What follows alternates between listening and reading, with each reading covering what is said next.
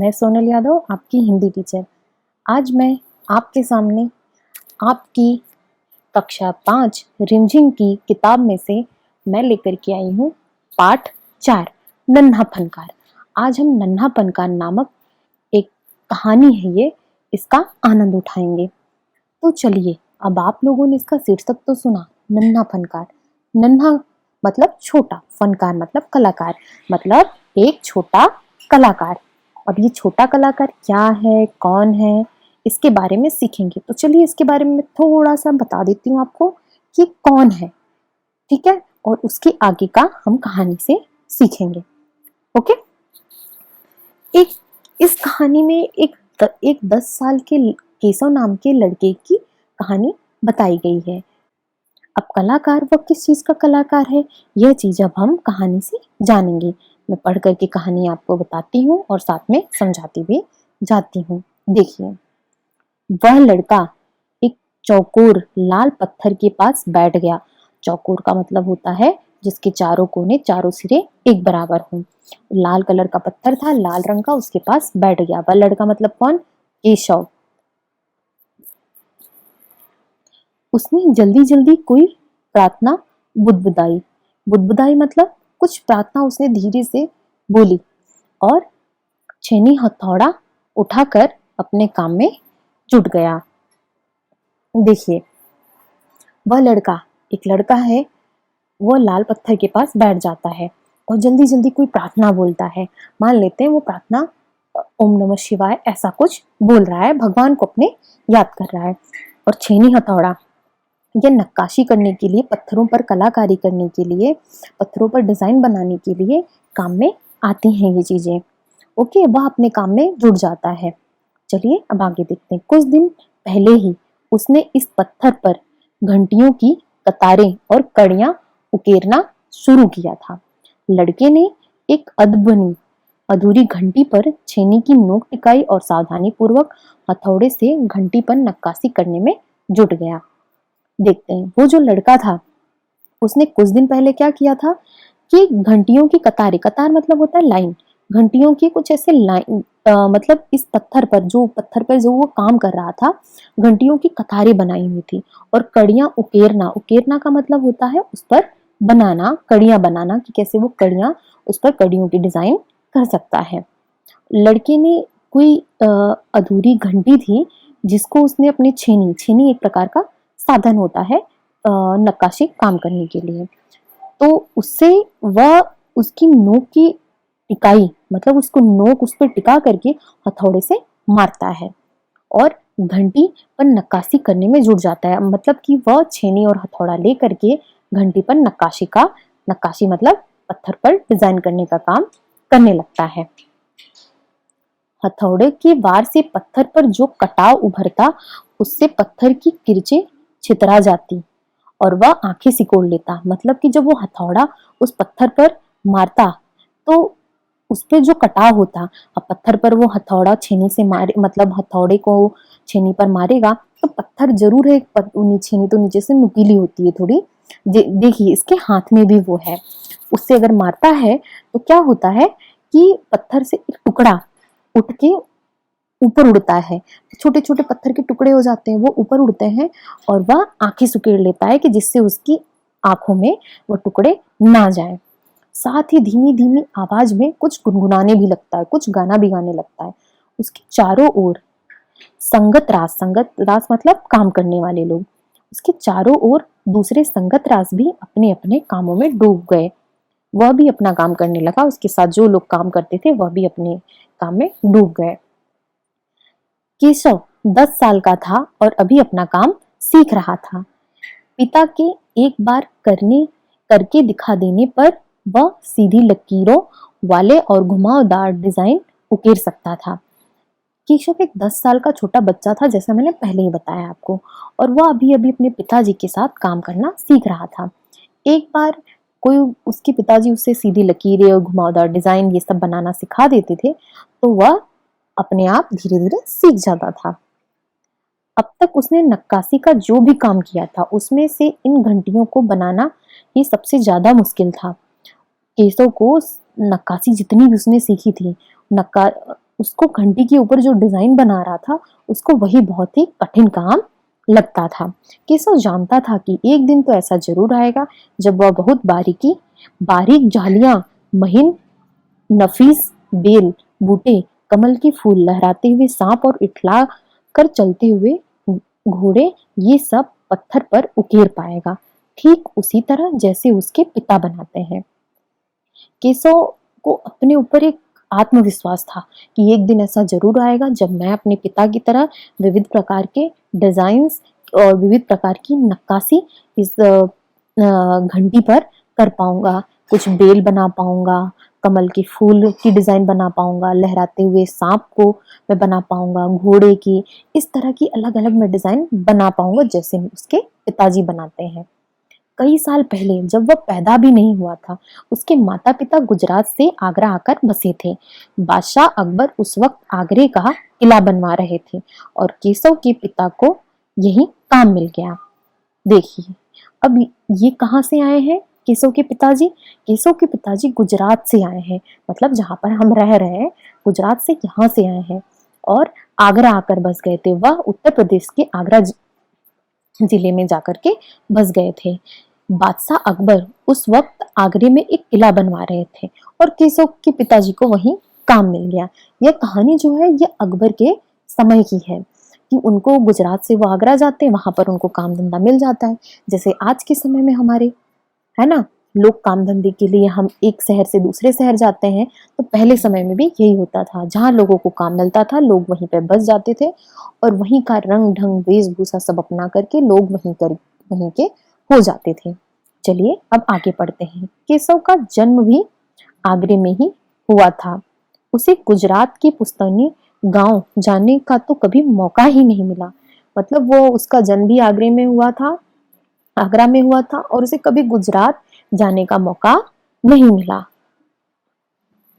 आगरे की गलियां और अब सीकरी, बस यही उसका घर था। अब केशव तो कभी अपने गांव नहीं गया था, वह आगरा को ही अपना घर मानता था। और अब सीकरी मतलब इस समय जब ये कहानी लिखी गई थी उस समय सीकरी, सीकरी आगरा के पास की एक जगह है जिसका नाम है, उसको फतेहपुर सीकरी भी। चारों ओर हो रही छीनी हथौड़ों की ठक ठक खड़खड़ के बीच केशव ने किसी के कदमों की आहट भी न सुनाई पड़ी। देखिए कि चारों ओर वहां पर काम चल रहा है और खटखट फटफट की आवाज है और केशव को किसी के कदमों की आहट सुनाई नहीं दी, इसलिए वह चौंक गया। अचानक कानों में एक आवाज पड़ने से वह चौंक गया। केशव चौंक जाता है, कहता है चौंक जाता है और उसके कानों में यह आवाज आती है, माशा अल्लाह ये घंटियां कितनी सुंदर हैं, तुमने खुद बनाई हैं। जो आवाज केशव के कान में आती है वो कहती है, माशाअल्लाह ये घंटी तो बड़ी सुंदर है, क्या तुमने बनाई है? पीछे मुड़कर केशव ने आंख उठाई तो उसे एक आदमी दिखता है और केशव कहता है, बेशक मैंने ही ये घंटियां बनाई हैं। क्या मैं आपको पत्थर पर नक्काशी करता नजर नहीं आ रहा?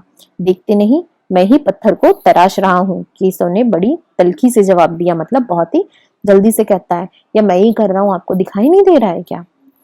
देखो वो आदमी क्या कहता, आदमी कहता दिखते तो हो पर तुम इतने छोटे लगते हो ना। तो इतने में केशव कहता है, मैं 10 साल का हूँ। 10? अच्छा। वह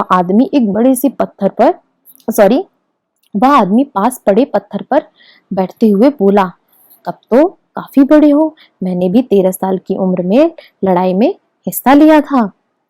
अब देखिए वह आदमी भी अपनी बात बताता है कि मतलब तुम 10 साल के हो, अच्छा तब तो तुम बड़े हो, जब मैं 13 साल का था तो मैंने भी एक लड़ाई में हिस्सा लिया था। अब केशव उस आदमी को अच्छी तरह देख पा रहा था। उसकी उम्र रही होगी 30 से ऊपर, कद मंझोला, मतलब कि उसका कद बहुत बड़ा नहीं बहुत छोटा नहीं, बीच का। वह सफेद अंगरखा और पजामा पहने हुए था। उसके लंबे बाल गहरे लाल रंग की पगड़ी में अच्छी तरह ढके हुए थे, मतलब उसने एक पगड़ी पहनी थी और उसके जो लंबे लंबे बाल थे वह पगड़ी में ढके हुए थे। और केशव कहता है, लगता है कोई बहुत बड़ा आदमी है। केशव ने उस आदमी के गले में पड़ी मोतियों बड़ी बड़ी मोतियों की माला और उंगलियों की अंगूठियों को देखते हुए सोचा।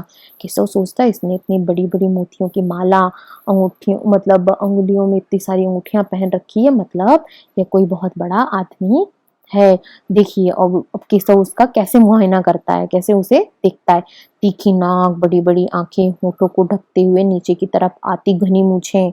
देखो केशव उस आदमी के व्यक्तित्व का मुआयना कर ही रहा था कि तभी उस आदमी ने एक नक्काशी की तरफ इशारा करते हुए कहा। केशव उस आदमी को अभी पहले ध्यान से गौर से देख ही रहा है कि तभी वह आदमी नक्काशी की तरफ इशारा करते हुए कहता है, इस लड़ी में अभी काफी काम बाकी है। इससे पहले कि केशव कोई जवाब देता, उसने किसी के तेजी से दौड़कर आने की आवाज सुनी। यह कोई और नहीं, महल का पहरेदार था। वह आदमी केशव से पूछता है, जब केशव देख रहा होता है ना, तो तभी वह आदमी केशव से पूछता है कि इसमें तो अभी इस लड़ी में अभी बहुत काम बाकी है। केशव जवाब देता इससे पहले कोई किसी के केशव को दौड़कर आने की आवाज सुनाई देती है। और यह आदमी और कोई नहीं दौड़कर आने वाला, यह महल का कोई पहरेदार था। और वह पहरेदार कहता है, हुजूर माफ करें, मुझे आपके आने का पता ही नहीं चला। वह पहरेदार हाँफते हुए कहता है कि हुजूर माफ करें, मुझे आपके आने का पता नहीं चला। फिर वह मुड़कर भौचक्के से खड़े केशव की ओर घूरते हुए बोला।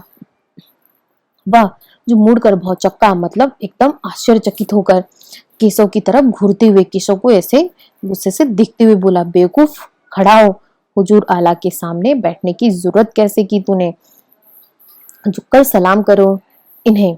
वह कहता है, हुजूर, वो कहता है, बेवकूफ लड़के, खड़े हो जा, तुम्हें पता नहीं हुजूर आला मतलब कि जो हमारे राजा हैं उनके सामने तुमने बैठने की जरूरत मतलब हिम्मत कैसे की, झुककर सलाम इन्हें करो।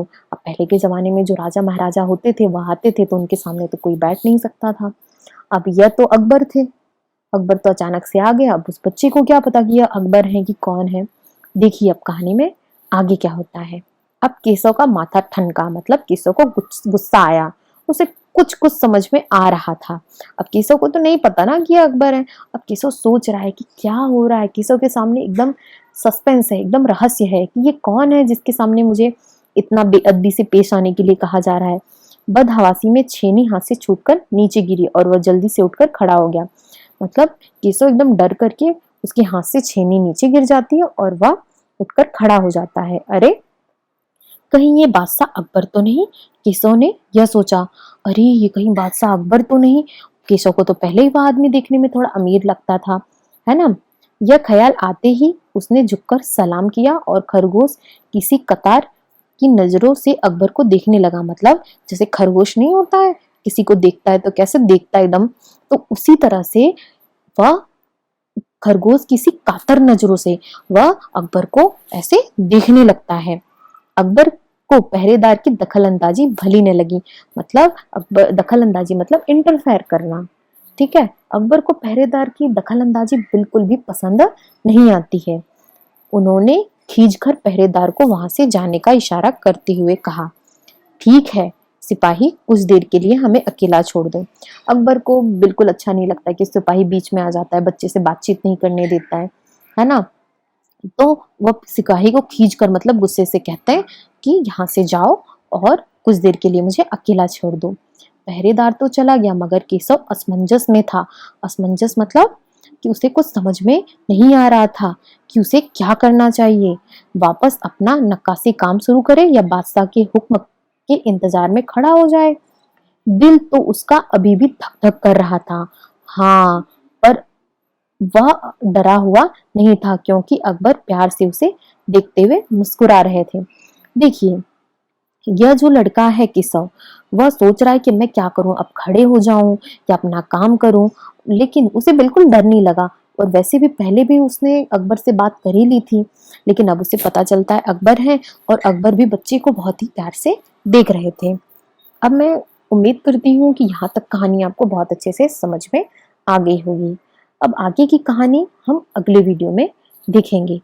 ओके, तब तक के लिए घर रहें, सुरक्षित रहें और पढ़ाई जारी रखें।